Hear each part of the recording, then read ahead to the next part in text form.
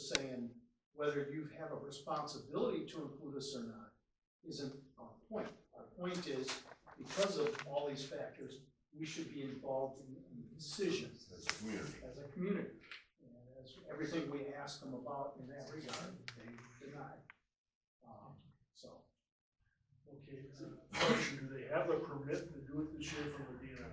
I don't believe they have the permits yet. Okay. No, excuse me. They don't have permits yet because the DNR hasn't seen the proposal. The village hasn't fully approved it yet. This is not for this winter. This would be for the winter of 25-26. Okay, so it's not this winter that it's gonna go down. And we discussed this before, well,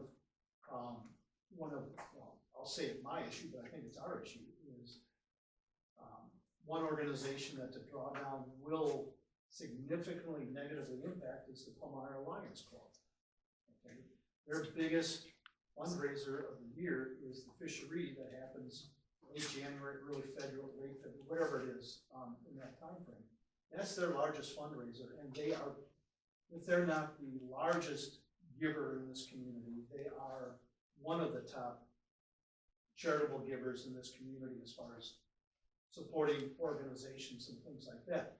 And I don't believe the committee has fairly taken the impact to the Lions Club and their ability to support and service the town into account as much. And also, they haven't, the fish population, while they say it's healthy, the committee will say it's healthy, the numbers at the fishery being caught were obviously significantly down the year it was drained. Well, they didn't have one the year it was drained. And then for the next year, there were far less fish caught than before the drawdown. It's gotten a little bit better every year, but if every 3 or 4 years they've drawn it down, the fish population is going to come back. So, but they'll talk about, and again, this is my opinion sitting through that meeting. So other people who sat there may take a different opinion. I'm not saying this is the board opinion or not. This is just my opinion. Having been at the meeting, they don't really. I didn't see them take into account the fish population as well.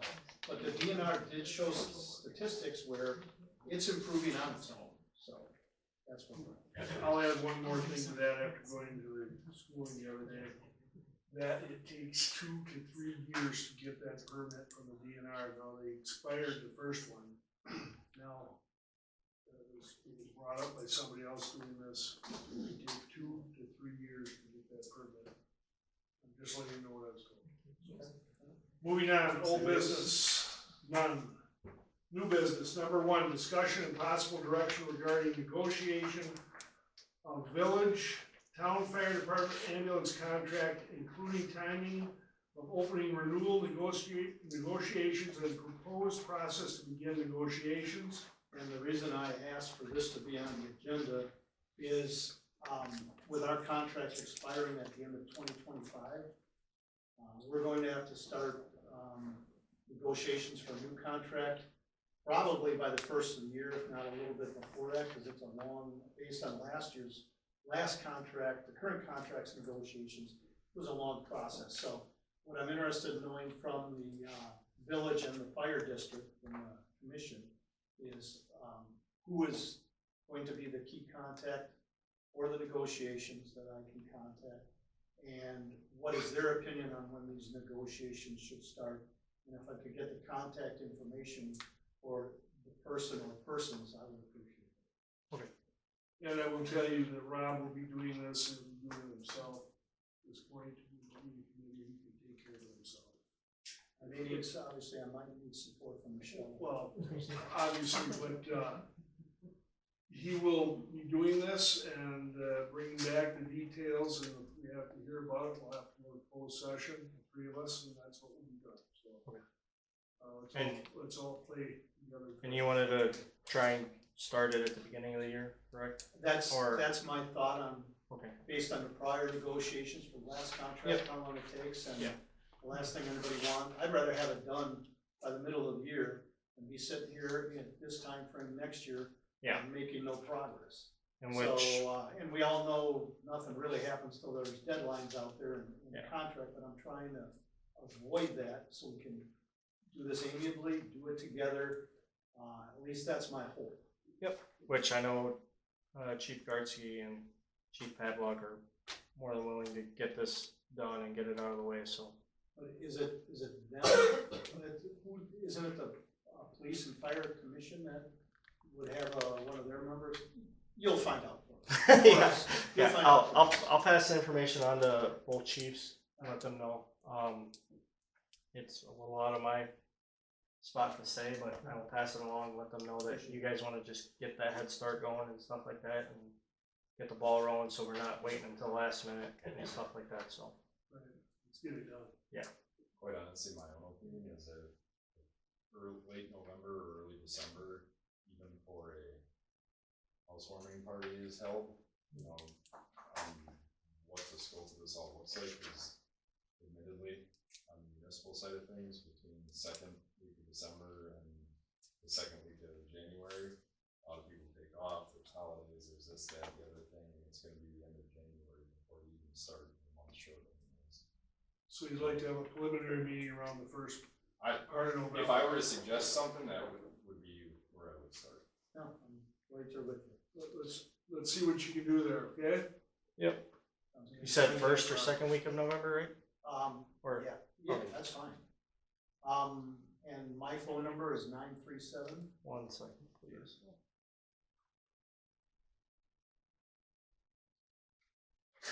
Alright, what is It's it? on the website, but it's 937 9 what? 609 1285. Alright, perfect. I'll pass that along, so I'll see Chief tomorrow, so. Okay, sounds good. You guys have any other questions or anyone? No, thank you, been very.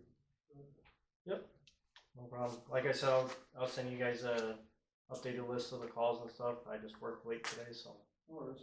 I'm gonna get print it off. Appreciate it. Thanks for everything you do. Yep, no problem. Thanks, guys. Have a good night. Take care. More than that?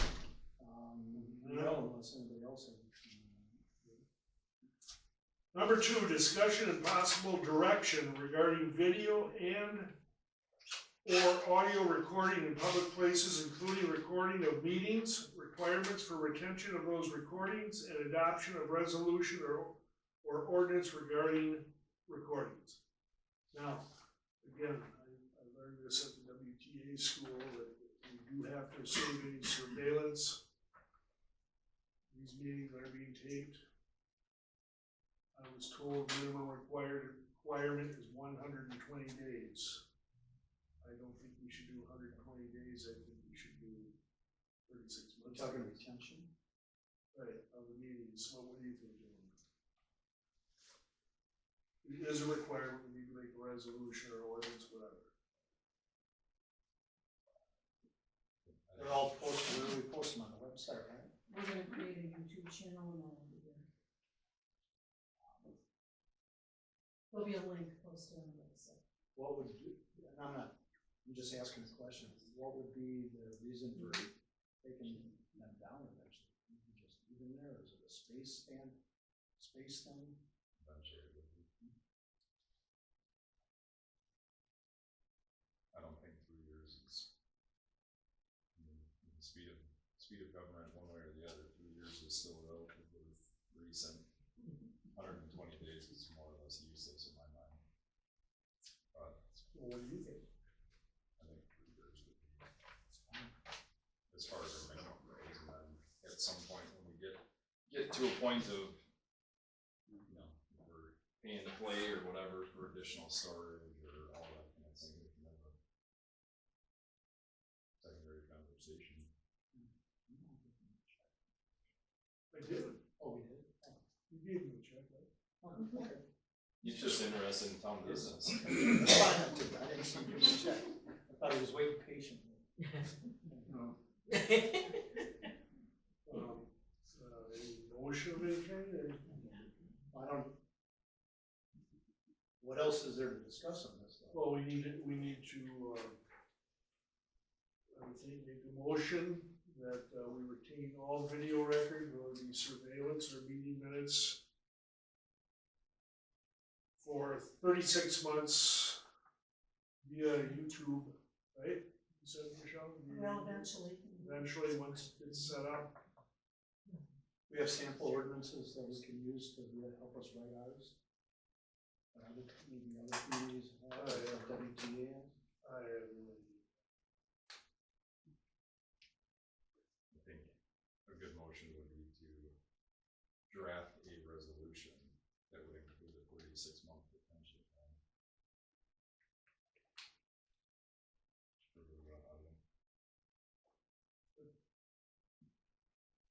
That would be my motion.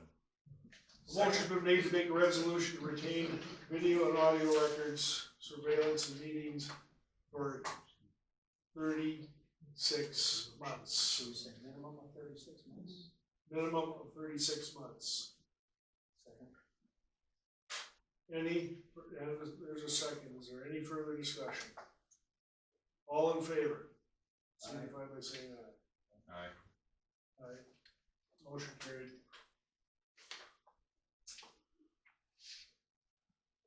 Number 3, discussion of possible action on contract with Catalyst Tax and Incorporated Assessors to perform a market update for the town of Palmyra for the 2026 tax year.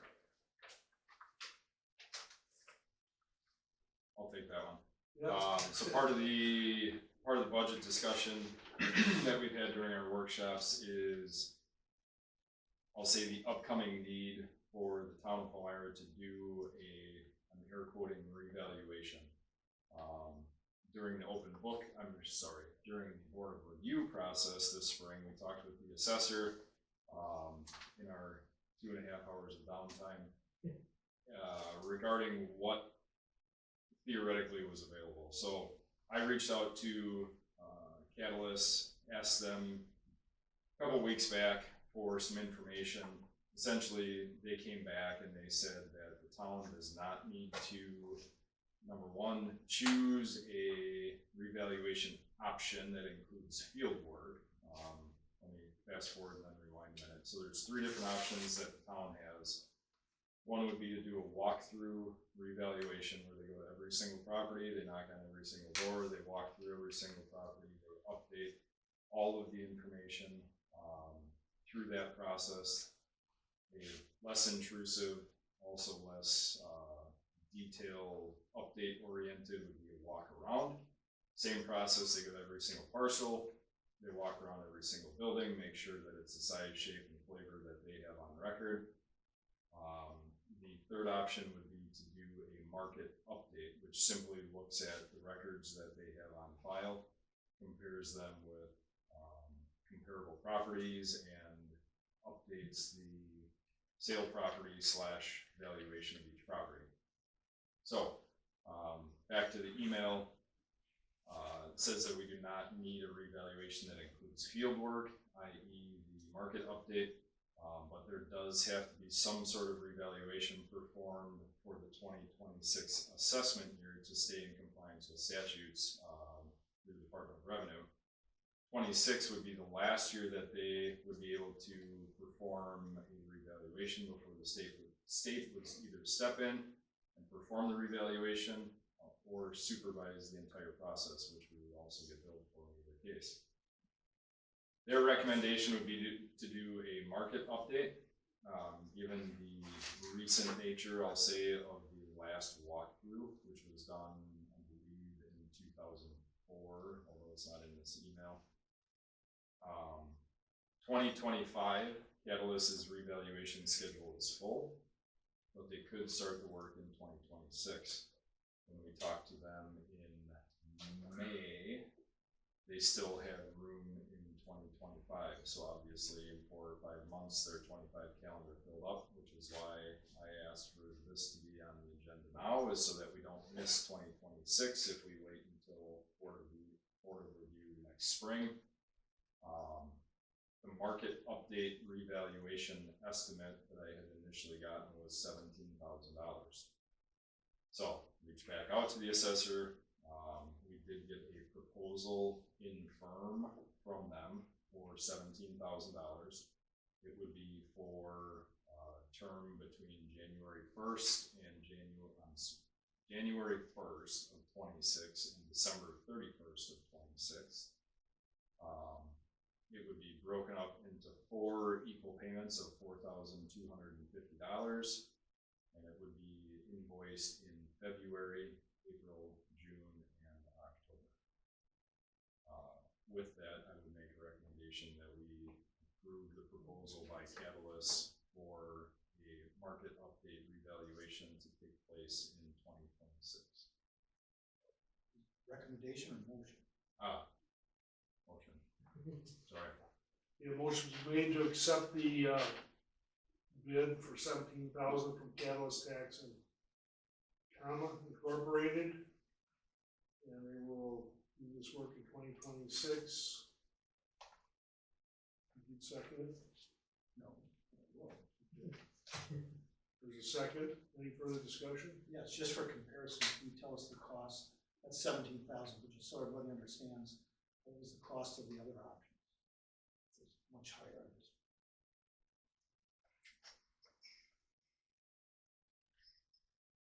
So, a walk around revaluation would cost $36,000. And a walk through would be $49,000. Part aside from the recent nature of our last walk through revaluation, they felt confident in the building permit / post-construction inspection procedures that have been maintained by them and the building inspector. For the additional, I'm gonna just use a rough number and say $25,000, whatever in between, they don't believe that we would ever see the increased increment of tax valuation to walk through every property. A countertop is worth what a countertop is worth, and it's not gonna create, especially given what our specific mill rate is of the entirety of everybody's tax bill, that we would really see any market change in quote net new construction that they haven't captured before. Anything else? All in favor of the motion signify by saying aye. Aye. Opposed? Motion carried. I would ask the clerk to please read number 4 on the agenda. Discussion / action on authorizing the town of Palmyra to file a petition for detachment of territory from the village of Palmyra to the town of Palmyra pursuant to Wisconsin statute 66.0227 for the following parcel identification numbers: 171-0516-2221-002, 171-0516-2112-001, 171-0516-2112-002, 171-0516-2112-001, 171-0516-2111-001, 171-0516-2111-000, 171-0516-2222-000, 171-0516-2212-008, 171-0516-2221-000, 171-0516-2111-003, and 171-0516-2114-013. The property is generally known as the airport property. Thank you very much.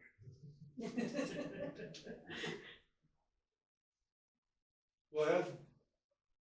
So I requested this, on the agenda, it was brought up, during, I don't know, 2 meetings ago, 3 meetings ago, whatever it was. Excuse me, when we talked about the real taxation of the hangars at the airport. Looked into the statute, which is referenced there. It is believe it or not, relatively a straightforward process. There has to be a petition, quote unquote, signed by the majority of the owners of the lands requesting detachment from the village, which would be a single party at this point. We have to publish a Class 1 notice of our intent to circulate a petition of detachment to the village, to be detached from the village. And then within, I believe it's 120 days after that Class 1 notice, that would be the deadline for us within 120 days to file the actual petition. So it would essentially give us a 3-month window. Once the Class 1 notice is published, to put the petition in for consideration at the village level. Whether or not this has any bearing on what may come out of the refinement of the taxing issue, who's doing what, and all that type of thing, I think is somewhat irregardless, one way or the other. If we iron it out, it becomes easy and great, but in the grand scheme of things, there's other issues or other points of consideration at the airport that I think may lend to the town being more flexible, so to speak, in the grand scheme of things. Our leases for agricultural land, at this point, need conditional use permits. The T-hanger construction, at some point in time, it seems like the ball was dropped last year on a conditional use permit application being filed for that. And to me, it would make it a little more cohesive to be owned and in one community than split by two. Other stupid things like our mailing address and all sorts of other things that have come up as a result of the taxation. Topic about the airport hangars, or the privately owned hangars, I should say. All of the parcel numbers that Michelle was kind enough to read off are the parcel numbers that were included in the rezone last year that were within the village. So if I missed one, everyone missed one, but that's kind of where we sit at this point. So dug back through information. Michelle has a file, which is more like a box, related to the annexation. I'm going to call it 2013/15 or -15. The time period that went through that whole in and out all the way around. I got correspondence that was sent to the village for the last series of detachment petitions, which I think will make a very nice boilerplate where we don't have to reinvent the wheel to do this, aside from eventually creating legal descriptions if there aren't any for all of these parcels and that type of thing. This does not come at a zero cost. The initial thing at some point we would have to do is to file that notice that we're intending to do it. That would also be potentially subsequent to the board agreeing to do it, because there's no point in publishing a notice saying that we're intending to submit a petition if there's no intent to submit the petition. So that's my background at this point. Do you have a flavor of what the whole process may cost us in legal fees? Realistically, if Jonathan is comfortable taking on this, I don't think that it would be more than $1,000 to do the statutory process for submitting the petition. If the petition gets denied, that would be a whole other ball of wax. Denied by the village, you mean? Correct. If we agree to move forward, we draft the petition, because I did reach out to the village and they don't have a quote form to fill out. It is simply a 3 or 4, 5 page, depending on how much information we want to put into it, petition, literally. But we have the lawyer draft up. Correct. And to me, all of the points that kind of went along with the last one, the pertinent issues, including some additional things like the property tax or real property tax or whatever you want to technically call that, but we can include, obviously I have not incurred any legal costs by having Jonathan look at what was submitted last time. A good first step, I think, would be to provide him with this information and say, can you give us a ballpark cost of what your time to draft said petition may be? Is it 3 hours? Is it 30 hours? And then we would have an idea of what that cost I is. wasn't really talking about the initial $1,000 or whatever, I'm just saying, assuming for a minute that it didn't go smoothly through and you're willing to give up that, any idea what we'd be potentially looking at, and who would be the governing body if we had to file an appeal? Is that just county courts, is it, Depends on how far, I mean, it depends on how far you want to take it ultimately. You know, the annexation attempt and the annexation, I'll say concluded, were 2 completely separate processes the last time. Above and beyond that, I haven't looked into if the town was part of this or not. It's the petition is signed by private property owners. The town is not named as a owner, at least in the copy that I have in front of me, in July of 15. I can tell you that we don't have any money budgeted currently for 2025 to litigate this to the state Supreme Court type thing. I can tell you that they spent tens of thousands of dollars debating the merits of the annexation the first time, so somewhere between $1,000 and $90,000. All of that being said, is kind of where some of this comes in. A group of us went around and asked, we canvassed the residents, and we got a petition signed by them asking the board to pursue detachment. I know the first time around was concerning the whole 800 acres. This time we're just concerning the airport. And their feeling is that the town's gotten the tax money off the airport for 10 years. And now I think Frank said it's more than doubled. So they feel that the town should be getting that tax money to help offset some of these costs that this new law has created. Who's they? The residents that signed the petition. And I'll give you these if you would like them. And the other thing is that, don't do that, Frank. You know, I'm old. You forget the language. But the bottom line opinion is that the change in the state law, along with the annexation to the village is putting the town in a harmful situation, and that should give the town standing for detachment. And I think once you pursue detachment, the village might be more wanting to visit with you, but they might want to get out of the mess that they're put in, trying to get the taxes too.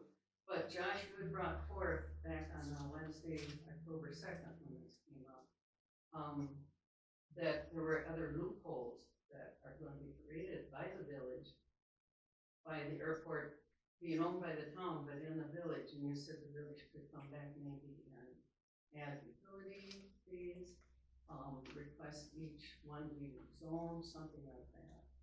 But they could come back and start funding other, expenses too.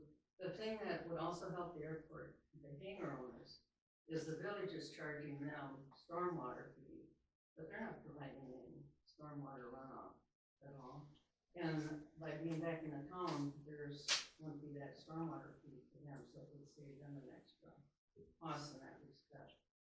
And if you want any other information, as to, attorneys that have done it, I've got that too, it depends on what you'd like to do, but the basic, feeling of the residents that we talk to is that, we feel we should start getting that tax money now, and, instead of the town, or the village, and the village, the reason they used for the annexation the first time around, the judge asked Steve Turner, who was chair at that time, he asked him, I was at the court hearing, and he said, have you started, they use that they could provide water and sewer that the town can't provide.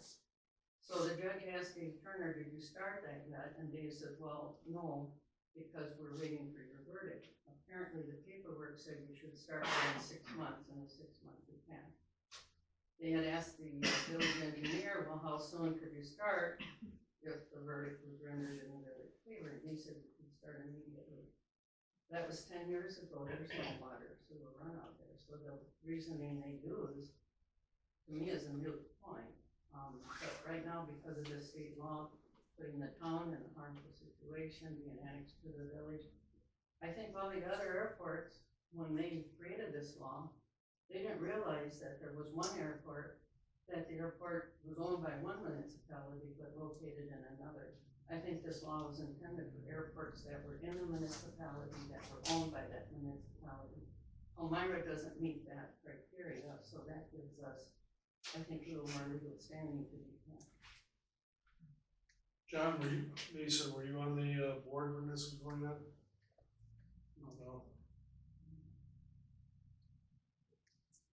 Is there any reason not to pursue this, other than the cost? Potential cost. I'm confused, what harm to the town, that you kept saying harm, what does that mean? It puts the town in a situation where the tax money, instead of coming to the town to help pay any of the expense that law is causing, is going to the village. And the village can also start causing other expenses to the hangar owners, which causes harm to the airport, which is owned by the town. Well, I think we've also seen that around every corner, every time you wanted to do something, they were there holding their hands up, wanting more fees for surveying or for this or that. I mean, when we're doing the stormwater stuff, there was constant invoicing, discussions, and so forth by them, by the village.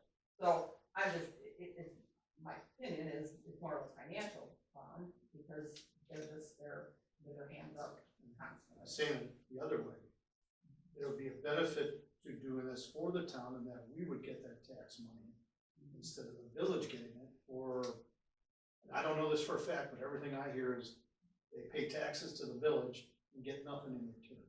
Whether that's true or not, I don't know, but we would get the tax money instead of the village, which, Well, if it did get turned back, we would get the tax money, the stormwater charge would go away. That would be the end right there. How much tax money are we talking? We don't entirely know at the moment, to be quite honest. When personal property tax was collected, it was roughly $11,000 a year in revenue that the village obtained from the hangar owners directly. Since that time, two things have happened. One, the law changed that it's not considered what it was. And number two, the village went through a revaluation process like we just spoke about on our last agenda item. So we don't yet have what their mill rate would be. We have the valuation that the assessor has given to the property, the real property, not the real estate. But what we don't know is what that mill rate levied against said value is going to equate. When does that come out, Michelle, the mill rate? Ours is coming out real quick, isn't it? November probably. well, we are estimating or projecting it to be